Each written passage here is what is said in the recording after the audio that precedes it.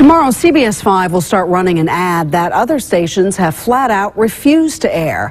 It calls on California to legalize and tax pot. The state sure needs the money, and as CBS 5 political editor Hank Plant shows us, the governor seems ready to talk. Due to California's budget crisis. It has to be the most unusual political ad of the year. But the governor and legislature are ignoring millions of Californians who want to pay taxes. We're marijuana consumers. Instead of being treated like criminals for using a substance safer than alcohol, we want to pay our fair share.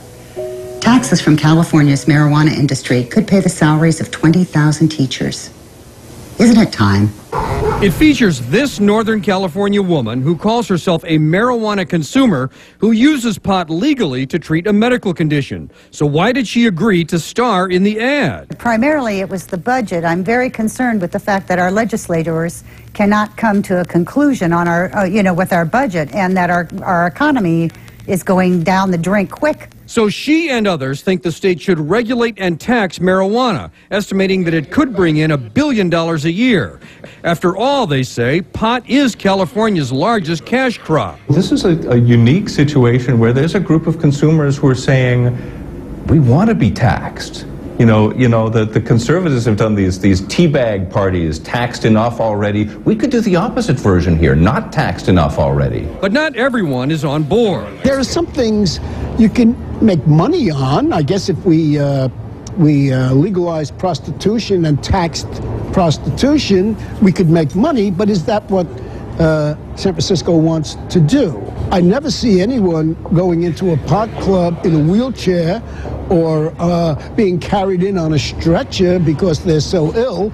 In fact, they're rather healthy young people going in and out of these pot clubs. Assemblyman Tom Amiano has already authored a bill that would legalize marijuana for adults and tax it at $50 an ounce. While in Oakland, ballots are being mailed in right now to increase the taxes that pot clubs pay.